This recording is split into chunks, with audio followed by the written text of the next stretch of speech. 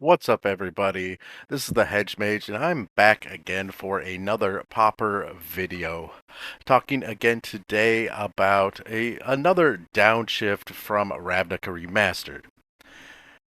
As always, if you would like to support the channel, please consider leaving a like on the video and subscribing. And if you want to stick around to the end, I will also be going over a new brew that I have in store for the card that we are talking about today. That card is Tin Street Dodger. It's one red, you get a Goblin Rogue with haste, and has an activated ability. So for one red, 10th Street Dodger can't be blocked this turn except by creatures with Defender, and it's a 1/1.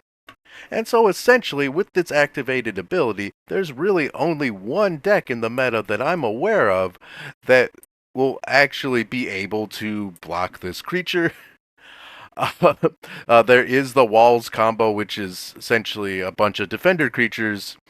It's pretty much all they're running, so it's not going to be very good against that deck.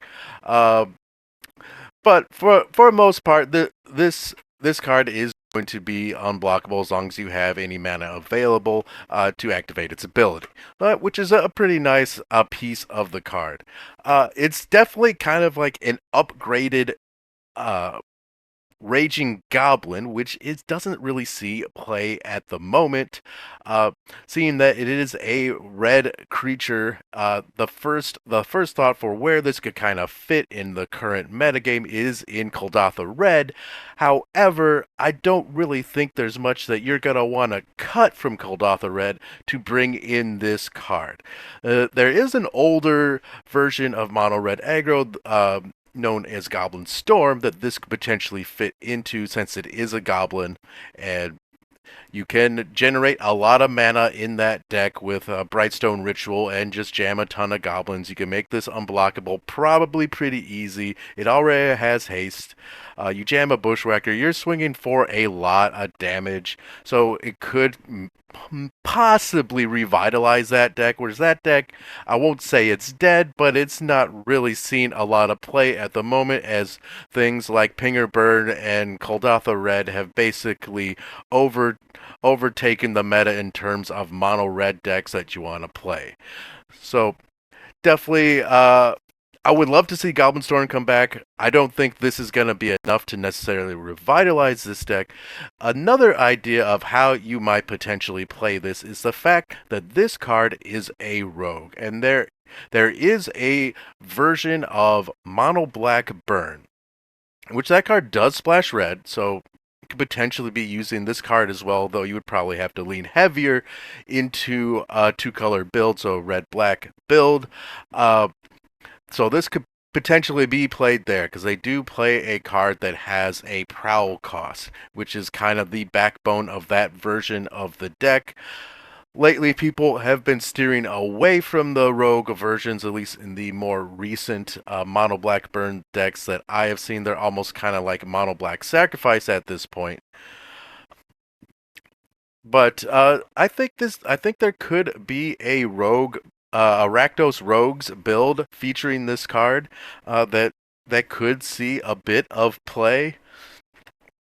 Maybe not highly competitive, but definitely a fun way to play this card in a sort of thematic, I guess, burn deck. So that's definitely where I see this card has its greatest potential. Thinking about where it could go in other decks, I don't think it does have that much, but it is a really interesting downshift, and I'm excited to see where this card can go. And as you might have guessed, the deck that we're talking about today, it's Rakdos Burn, or Rakdos Rogues rather. So basically a take on Mono Black Burn, but Rakdos. Essentially, a lot of the same cards that you see in those builds, but we're trying to play Tin Street Dodger. So a little bit different. Basically, we're running one copy of Ghoul-Drad's Vampire, four copies of Night Market Lookout, four copies of Prickly Bogart, four copies of Tin Street Dodger. We got four Lightning Bolts. 4 copies of Bump in the Night, 1 copy of Fruit of Tyzirus, 3 Reckless Impulse, 4 copies of Tyrant's Choice, 4 Skewer the Critics, and 4 copies of Morsel Theft. Also running 2 Hopeless Nightmares and 4 Okiba Reckoner Raids. And in the lands, I got 4 Bloodfell Caves, 1 Mountain, 2 Piranha Marsh, 3 copies of Rakdos Carnarium, and 7 Swamps. We are running a bit heavier on black pips, so I wanna make sure that we are hitting those black sources consistently, and I'm hoping that about eight lands that can create red mana will be enough. I think it should be. I did some testing, and I think that is just more than enough, honestly. And then in the sideboard, we have 4 copies of Nihil Spellbomb, 3 Cast into the Fire, 4 Guess Verdict, 2 copies of Trespasser's Curse, and 2 copies of Fairy Macabre. All right, and so kind of thinking about the matchups here. Obviously, you're going to want Nihil Spellbomb mostly against Tolarian Terror decks. That really is one of the things that can really shut those decks down. You could also bring in Fairy Macabras against them. I wouldn't necessarily recommend that. It can definitely hit some cards.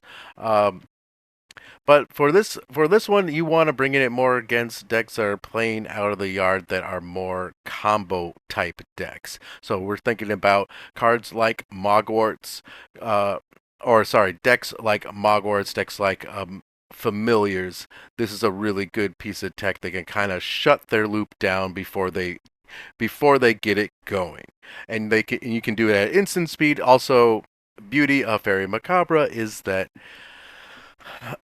it's really hard to interact with. They're not going to be able to counter this. It's an activated ability, so it's definitely a very important piece of tech against those types of lists. Another thing that I would bring in against those kind of combo decks would be Trespasser's Curse. Now, this completely shuts down those decks. I mean, basically, Mogwarts, unless they're running Trollwarts, they're not going to be able to do anything. This completely shuts their deck down. Now they're just a crappy aggro deck.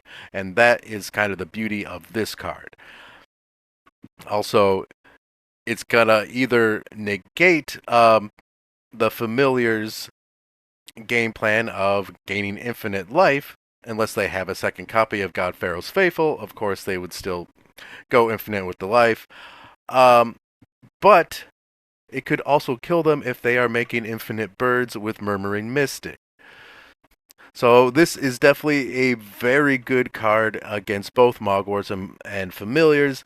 Obviously, Guess Verdict, we're bringing that in mostly against decks that run like single attackers, specifically Boggles. So this really sort of trumps Boggles, especially since any other card that we have for removal in here is not going to work against them. We can really only go face against Boggles, and having a Guess Verdict is really gonna help us out. Also, kind of why I wanted to lean heavier on the Swamps is because we are running 2 black pips there, and that is sometimes kind of hard to pull off when you're running 2 colors. All right, and so kind of taking a look at the creatures here. Obviously, we are all rogues. Only running 1 copy of Gul'Draz's Vampire. This card is really good, but it only really becomes good when they're at 10 or less life, which is obviously not gonna be the case early game. Late game, playing this and attacking with it. It's a pretty beefy card. 3/2 intimidates. It can only be blocked by black or artifact creatures. Yeah, so it's definitely better late game than early game. There is technically another rogue that we could be running in the deck. I decided to keep it to some of my personal favorites, which do happen to be goblins. Yep. So obviously Lightning Bolt, one of the best burn spells in the game. Running Reckless Impulse instead of Sign in Blood here. Mostly because we are running red mana and I want to have more of a use for red mana, and because sometimes Sometimes Sign in Blood can kind of cost you the game. You taking 2 damage to draw 2 cards, though it does have the upside of you being able to finish off your opponent with it. Though I think we have enough burn here in order to still get the job done, and so I decided to run Reckless Impulse because we do want to have some card advantage in the deck outside of Morsel Theft. And getting to that card, Morsel Theft is definitely the card that we have built the deck around. This is the reason why we run Rogues, because it has Prowl, right? So this is our bread and butter of the deck. It is a burn spell. It is also gives us card advantage. So this is kind of why we're running Rogues. Definitely, yeah. I mean, not even why. This is the reason we're running Rogues.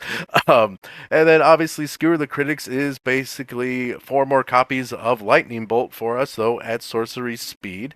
It does seem pretty easy, especially with things like Okiba Reckoner Raid, Hopeless Nightmare, any of our burn spells. The fact that 10th Street Dodger has haste, I will be able to do Skewer the Critics for spectacle costs, I would say about 99% of the time. And yeah, so this is pretty much the deck. Rakdos Burn, I guess. Uh, Not really something that exists very much in the format at the moment. Definitely a bit of a homebrew, but something that I think is going to be fun to try out. So yeah, let me know what you guys think about 10 Street Dodgers. Do you think you're going to give it a shot? And how are you going to play it? Definitely let me know in the comments section below. And I will see you all next time.